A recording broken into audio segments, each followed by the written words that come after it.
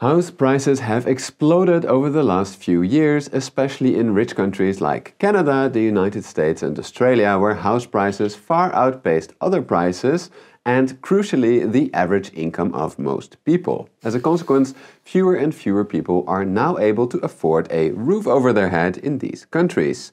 So, how did houses get so expensive, and how does that rhyme with the fact that some pretty well-respected economists claim that housing has actually become more affordable since the 1990s because mortgage rates have dropped to historically low levels? Sadly, if you just watch the regular news, you can find almost any explanation you like, ranging from increased immigration to increased urbanization to increasingly expensive building materials to outdated zoning laws to increased speculation. In fact, I'd argue that there are now so many explanations out there that it is frankly all getting a bit confusing. So to fix that, to provide a bit of clarity if you will, I've once again turned to the science of economics and boiled it down to 3 theories that actually have some solid evidence to back them up: a construction failure, excessive speculation and the general financialization of housing. Together, I found that these 3 stories can explain the housing crisis in any country. For example, they can explain why most rich countries' house prices exploded, those in Japan, Korea and until recently Germany decreased. They can also explain how a single city in New Zealand has made housing more affordable in spite of rising house prices in the rest of the country. And last but not least, these theories can explain why in China, a country where millions of apartments are sitting empty, housing is still unaffordable for most. But to make sense of these 3 theories, we first need to recognize that the housing market is not like any other because a house is at the same time a so-called consumption good and a so-called investment good. So, what do I mean when I say a house is a consumption good? First, let's start by stating that obviously people don't tend to eat their house, but they do live in it, and as they do, our house gradually becomes worth less as it gets dirty, damaged and generally degrades over time. Therefore, you could say that over the years, people slowly consume their home as they live in it. Now, if a house was just a consumption good, then the economic forces that determine its price should be a really simple function of how many new people there are and how many houses are built. And this brings us to our first theory, which is that construction has just not been able to keep up with the number of people that need new houses to live in, causing prices to obviously go up. But is there any evidence to back up that first theory? Well, to answer that question, we first need to talk about what evidence we should actually be looking at. In this theory, this is quite simple. We should look at how many houses are being built on the one hand, and then at how many houses would roughly be needed for new people. So let's give that a go for some of our biggest housing offenders: Canada, the United States and Australia. As you can see here in this chart, the construction of new houses compared to 1997 has been roughly stable, although, notably for Australia, it has actually increased. But for Canada it has decreased a bit, and for the United States it has really slowed down after the 2007 housing crisis. So far, so good.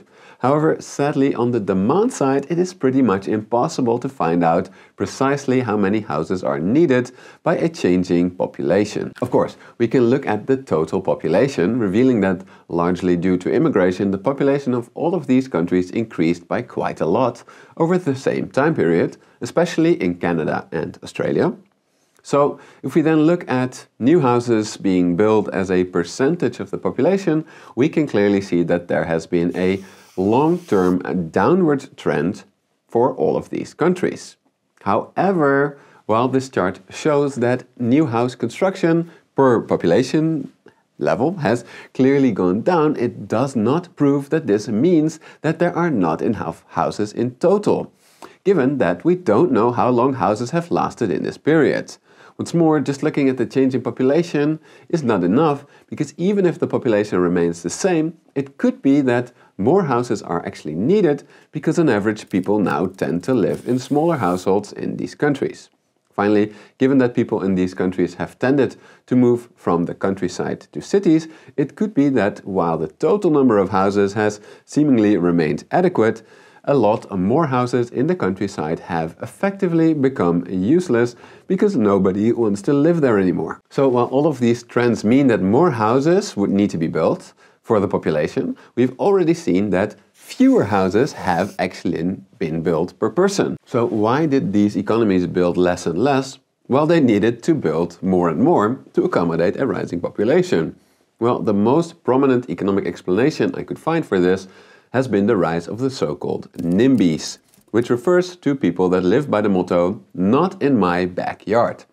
Which means that while they may be in favor of new homes in general, they'd rather have that these would be built in the backyard of someone else.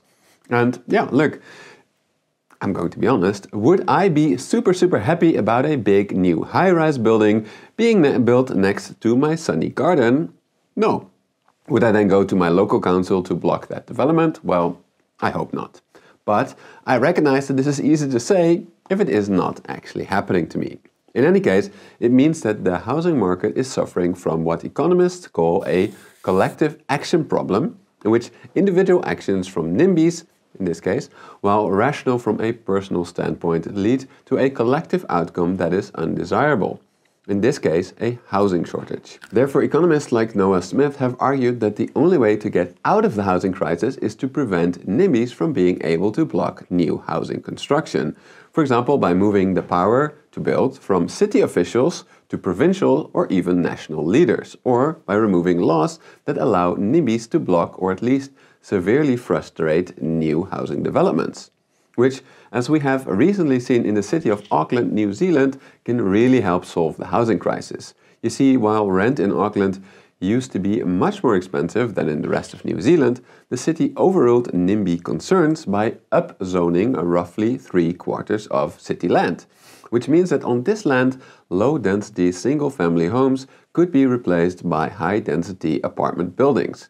And lo and behold, ever since then, the rent-to-income ratio in Auckland started to drop, while the same ratio continued to increase in the rest of the country. A very promising result indeed, from which especially countries with a lot of low-density zones like Canada, Australia and the United States could learn a lot. So, to conclude, the first theory that the housing crisis is simply a consequence of construction failing to keep up with housing demand makes basic economic sense and, in my opinion, has a lot of convincing evidence to back it up.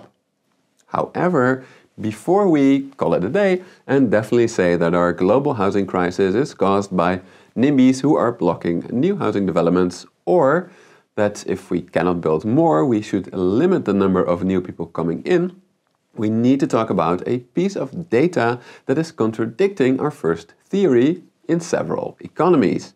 After all, if a housing shortage is the primary problem, one would expect that in countries with increasingly unaffordable housing, the number of vacant properties would decrease. However, as you can see here, for the United States in the early 2000s, even though we know that in this time period property prices exploded, more and more properties were left empty. Similarly, in China, a country with some of the most expensive house prices relative to income, that is, in the world, an estimated 7.2 million homes are now sitting empty, slowly degrading. This phenomena suggests that if we want to understand housing markets, we need to recognize the second function of housing, and that is that for many, a house is an investment, which we will get into after getting into the much simpler economics of cloud backups, which has recently gotten much cheaper thanks to a very competitive offer from Backblaze, the sponsor of this video. Whether you have a PC, Mac or business computer, no one can afford to lose all of their data all at once. To prevent such a catastrophic event, Backblaze offers unlimited backups for Mac, PC or for businesses workstations for just $99 a year, where all of your business data can be protected automatically and managed through a centralized admin. Backblaze retains all files and their versions for up to a year and has successfully restored over 55 billion customer files already. So, if you do lose your data or are a victim of a ransomware attack, Backblaze will have your back by giving you immediate access to backed up data via an app or even by shipping you an actual physical hard drive with all your data directly to your door. So, if you want to have that peace of mind and support my show at the same time, consider subscribing to their no-risk, fully featured free trial at backblaze.com/moneymacro. That is, after hearing about how a house as an investment can explain the strange situation in China where a house price explosion went hand in hand with a construction boom that led to millions of apartments sitting empty. A situation that is really not unique, as it also happened in, for example, Ireland, Spain, and indeed the United States in the early 2000s. You see, while a house to live in obeys the simple rules of economics, where increasing prices tend to either lower demand or, given that everyone still needs to live somewhere, not affect demand that much, the economics of housing as a speculative investment works a bit differently. After all, a speculator wants to make money with money. So if house prices are going up for a while, the housing market actually becomes more attractive for speculators who recognize that once there is upward momentum in prices, this likely will continue. Therefore, speculators will start pouring in even more money into the sector. Now, of course, these new speculators will then drive up prices even more, which again attracts more speculators and so on. Luckily though, increased house prices will make it more profitable to build houses, and so a speculative housing bubble is often accompanied by a big construction boom.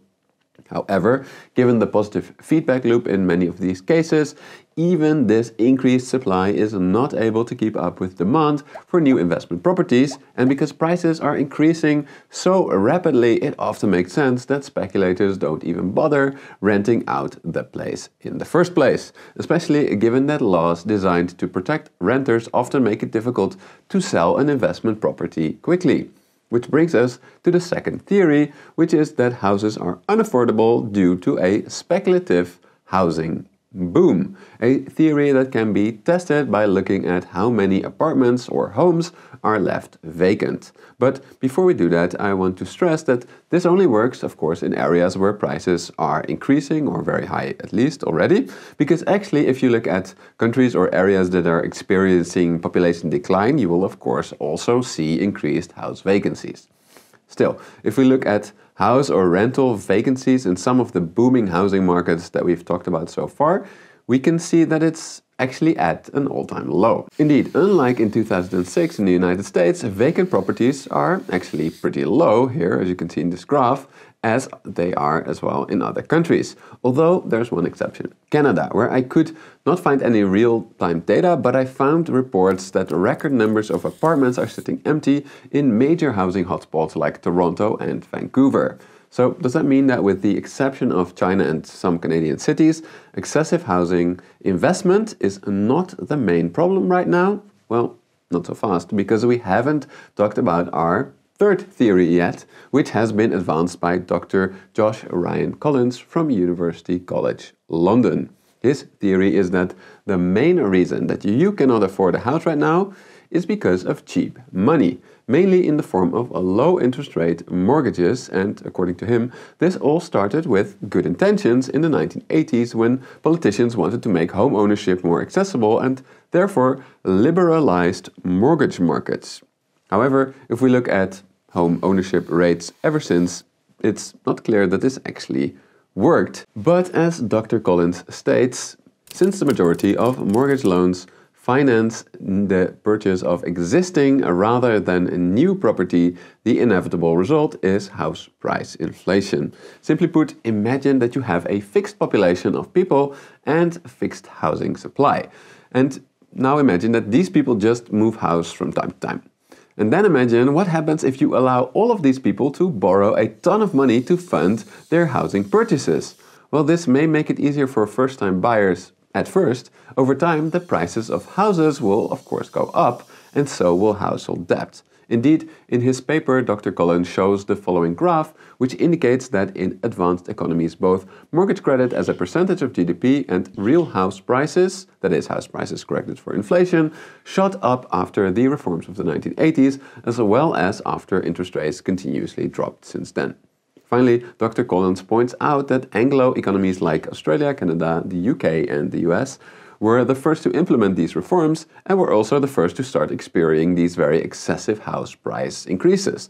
While, on the other hand, economies like Korea and Germany, which did not follow this trend at first, saw falling house prices during the same time period. That being said, since this paper was written, it has become clear that household debt in quite a few countries, like for example the Netherlands and the United States, has stopped rising and instead started to fall after the crisis of 2007, while in these countries house prices have again shot up. Something we would not expect if the mortgage explosion alone was to blame for the housing crisis. Which suggests to me that in these countries a construction block by NIMBYs, for example, is the most likely explanation behind the rise in prices, while a mortgage explosion remains a big problem in Australia and Canada. However, before we finally call it a day by mentioning which of these three drivers is the most important per country, we still need to talk about the study I mentioned at the start of this video, in which economists from the IMF and Bank for International Settlements now claim that houses have actually become more affordable, not less. You see, if we accept that a house is for a large part an investment, for which we get into debt, then it makes sense to take into account the cost of that debt. That is, if we want to know if a house is affordable these days, we have to look at its price, but also at the price of a mortgage, which is the interest rate.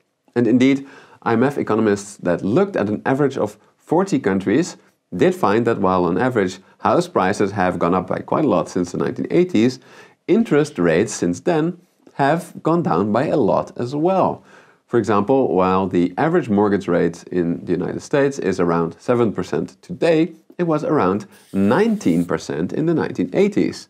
So could it be that actually my video title is wrong? Houses are now more affordable than ever thanks to a relatively low mortgage rate. Well, yeah, actually, when these economists combined these two effects into the affordability index that you see here, they did indeed find that houses have become more affordable since the 1980s for buyers that finance their purchase with a mortgage, which may sound strange, but just to illustrate how big of a difference low interest rates make, let's imagine that you want to buy a $100,000 studio apartment that is fully funded by a 30-year mortgage.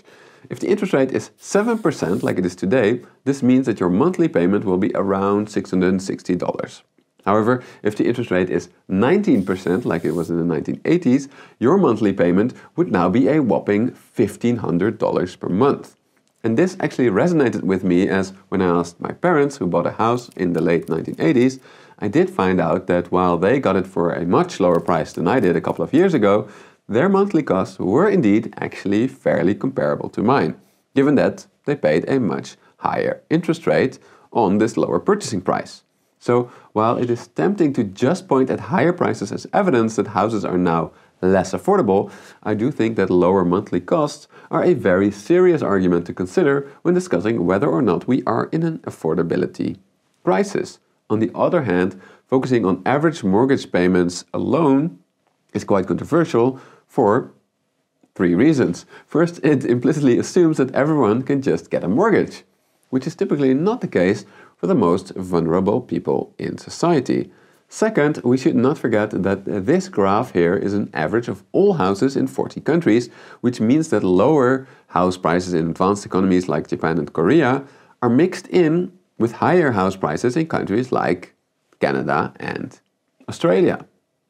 Finally, as mortgage rates have shot up in the last few years, even the mortgage-based housing affordability graph shows that houses have again become much less affordable in a short amount of time, really getting some people into a lot of trouble. Which is why I think we still need to answer the question why you can't afford a house anymore.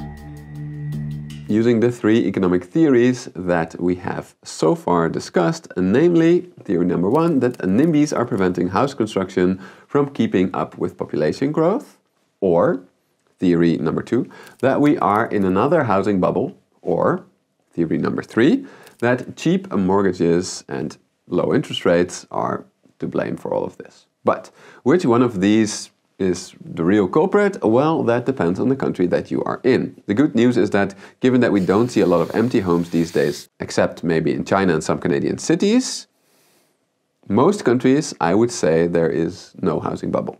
Finally, while I do think that the mortgage explosion has played a big role and is still very relevant today in Australia and Canada, I think the evidence is strongest now in these last few years for the NIMBY housing supply constraining theory being the biggest problem right now in most economies. So if we want to solve this crisis, I think that in most countries we need to think about putting measures into place that allow for more house construction. Of course, the exact measures will differ per country. For example, in low-density places like the US, Australia, New Zealand and Canada, upzoning in cities will likely be the way to go. Whereas in European countries like the United Kingdom and the Netherlands, the only solution might be to expand cities into land that was previously reserved for nature or parks. That being said, I do think it makes sense to introduce or keep in place anti-speculative measures like the underused housing tax that they've just introduced in some Canadian cities, for example, to prevent another bubble. And finally, even if a mortgage explosion is no longer contributing to house price growth in many countries right now, I do think that we need to have a serious conversation about whether or not we should reverse some of the lenient mortgage standards that have contributed to permanently higher debt and house prices all around the world, and to, in a way, make housing more of a consumption good again. But yeah, that is my take. What do you think? Let me know in the comments below, or consider helping me make my monthly mortgage payments by supporting the channel on Patreon or as a member.